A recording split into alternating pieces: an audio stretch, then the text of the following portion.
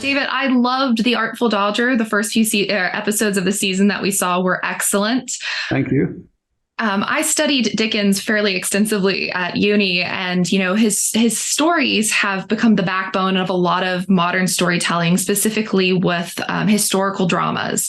I'm curious, what was your first introduction to Charles Dickens? It was Oliver Twist. Really, because I'm of an age where when the musical first came out, I was a young boy, and it was ubiquitous. It was all over the place. We knew all the songs. We used to do the songs at school. Later in life, I actually became friends with Lionel Bart, who wrote it. He was a very, very beautiful man.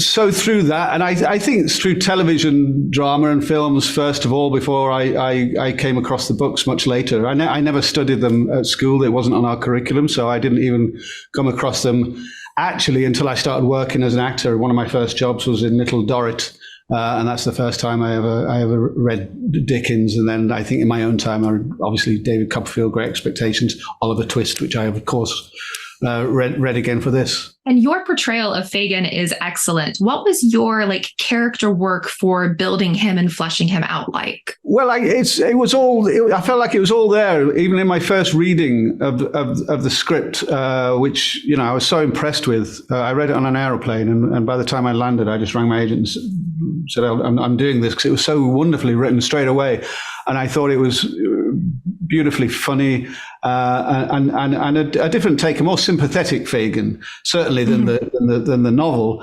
and really than any of the other films, which I went back and watched most things. I wasn't sure if that was a good idea or not, but I did go back to make sure I wasn't repeating anything or to see where people might have gone wrong in earlier portrayals. But James and Andrew.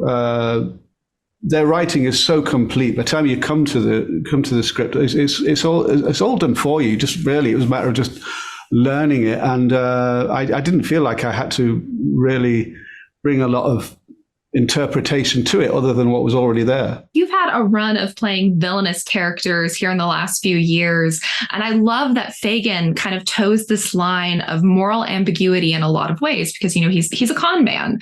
Yeah. What is more fun, kind of diving into a more villainous kind of character, or playing with this very shades of gray for Fagin? The latter, I think, because in fact he's not the villain in this show. We have Gaines and Cracksworth, Damon Herriman and Tim Minchin are the bad guys. I'm more of a kind of a rascal, and I think that was more enjoyable for me. There was more humor in it, which I love. I don't get to do as much comedy as I would like, and I thought he was beautifully funny in the scripts.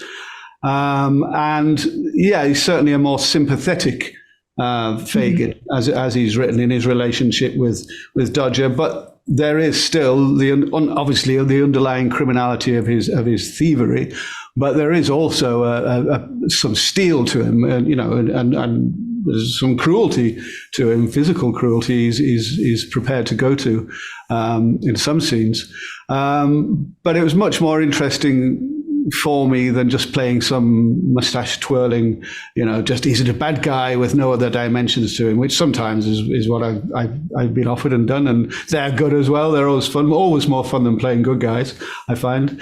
But this was nice because he's a bad guy, but he's kind of lovable. One of the things I think is really interesting is we get this really great relationship between him and Jack. What was it like kind of playing with something that's been established, very prolifically established in the book, and people know what to kind of expect coming into it, and then getting to really flesh it out and explore different avenues and almost see a gentler side of Fagin with Jack, because he does seem like he genuinely cares about him. Yeah, I think there's a great love there, and that was going back to the idea of the characterization. I think that is something I did want to bring to it myself. I often, when I do things, or almost always, just keep one piece of information secret to myself that I don't discuss with the directors or the other actors or the writers, and that for this was his actual deep love for essentially his surrogate son, and that most things he does in the course of these stories is aimed towards that. That's the real treasure. That's actually why he's here, to try and save this relationship. And of course, it's all there to be developed, because we're seeing, certainly in the case of Jack, a figure who is much more evolved than the last time we saw him in the books or in the movies, where he's become something surprisingly sophisticated, of course, which is the whole twist of the storyline. He's now a surgeon. He's rather educated in his own way. He speaks beautifully. He's been a naval officer, and he's quite brilliant, and he's a rather attractive young man. And so he's very different to the young boy we met. And I think that's what's going to interest people is making that leap that Thomas does so beautifully, from what you might expect the little boy to grow up to be, and what this young man that we see here. I completely agree. I think that was one of the most surprising aspects of, the series. I think a question that actors get a lot is like, what part of yourself do you bring to a character? But I'm curious, what part of Fagin kind of like stuck with you after you wrapped?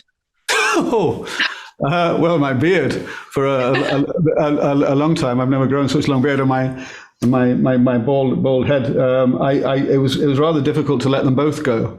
I loved having a shaved head, and I loved having that beard. And the day I had to cut it off when I got back to England, it was rather emotional, because I'd lived with it for so long. My wife was very relieved. It was something I'd enjoyed playing the role so much, and enjoyed kind of looking like that so much. I felt like a different personality as myself. So just the physicality of Fagin I miss, and hoping if we do another season, I'm quite looking forward to looking like that again. Yeah, that, perfectly ties into the next question I had, which, we've only seen the first half of this season. Do you think there is room to continue to tell this story, and that this is just a beautiful beginning? Undoubtedly, because, and I say that because I know most people like yourself, have only seen 4 episodes. And what I can say, hand on heart with this, it gets better and better and better, even more than I realized when I watched it. I was like, my God, this is getting really, really good now. And I think that by the time you're into the final 3 episodes, the final 2, final 1, it's something that it becomes a whole different project. It becomes something that really takes you by surprise, and is so moving, and it becomes more political, becomes more philosophical. In a way that I didn't even realize when I read the scripts, which is a lot to do with the performances of Thomas and Maya towards the end, and Susie Porter, indeed. So I think there's no doubt by the time you see episode 8 that you're like, oh yeah, there's definitely more places this could go. And because the writers are so fantastic, I think they're just chomping at the bit to give us more. Well, that has me very excited for where things could go. And, one of the aspects I really loved about it is how beautiful it is. The scenery is gorgeous. What was it like to film in Australia? Well, just wonderful. I just adore it here. I feel like it's now my second home. I just feel great affinity with this city, with these people.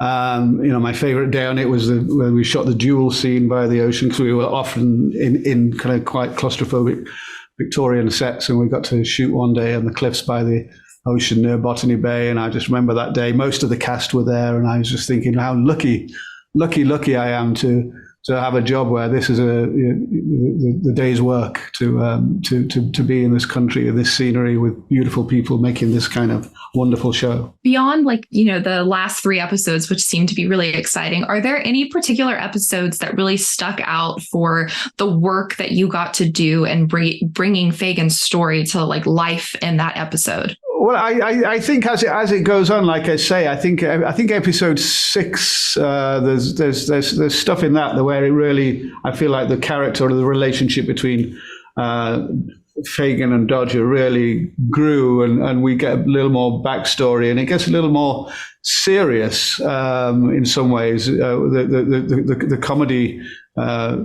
takes a back seat sometimes, and there's a wonderful speech that James wrote for me in episode 6 that suddenly I felt like I was doing something much more substantial.